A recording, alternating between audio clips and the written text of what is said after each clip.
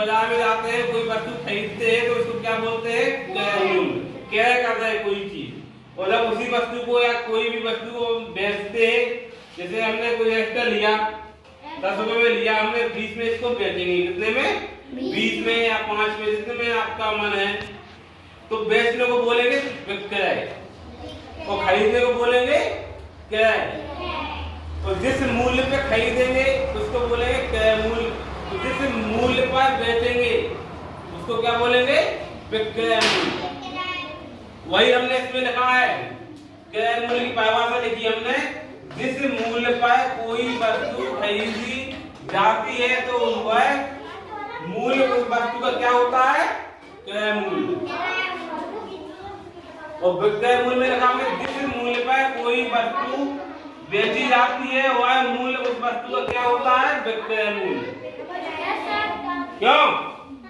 बात खत्म नहीं हो रही? तो गाल पे गाले तो सब कान धो रहे हो। तो क्रय मूल्य विक्रय मूल्य समझ में आए कि नहीं आए? कोई भी चीज पर खरीद रहे उसको बोले क्रय मूल्य, बेचने को बोलेंगे विक्रय मूल्य। और लाभ किसे बोलते हैं? जैसे कोई वस्तु अपन ने खरीदी 10 रुपए में खरीदी, उसको हम अगर खरीदने से ज्यादा पैसा में बेचेंगे, ज्यादा रुपया में 10 में खरीदी 15 बेचेंगे तो 5 का क्या हुआ? लाभ। क्या हुआ? तो अगर हमने 10 में खरीदी है 5 में बेची है तो 5 में क्या हो गया आपको? हानि हो गई। समझ में आई? लाभ हानि। क्रय मूल्य से अधिक मूल्य पे बेचने पर बोलते हैं उसको लाभ, और क्रय मूल्य से कम मूल्य पर बेचने को बोलते हैं हानि। आओ आए बच्चा।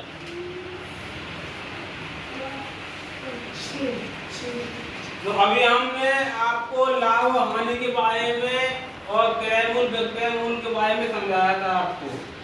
उसके आधारित सवाल समझाया, सवाल समझो। ठीक, उससे समझ में आ जाएगा लाभ क्या है, हानि क्या है, क्रय मूल्य क्या है, विक्रय मूल्य क्या है। जैसे कि हमने लिया किसी वस्तु या किताब का क्रय मूल्य। किसका क्रय मूल्य? किताब का क्रय मूल्य।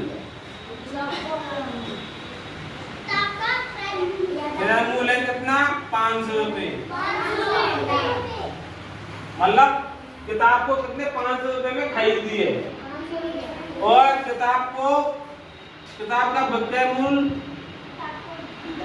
विक्रय मूल्य 400 रुपए। मतलब किताब को क्या 400 रुपए में बेची। विक्रय मतलब बेचना और क्रय मतलब खरीदना। तो किताब का क्रय मूल्य कितना है?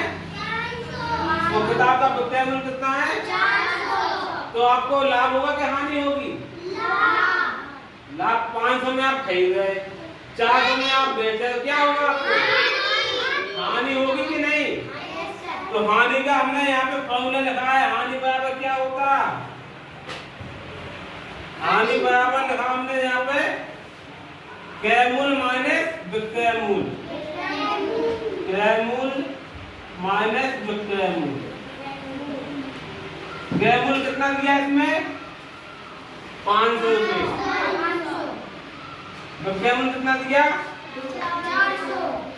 400 रुपए। घटाएंगे 500 में 400 है 100 रुपए। 100 रुपए क्या निकल आएंगे? हानि। यही आंसर हो गया। अब एक दूसरा सवाल समझो आप। ठीक,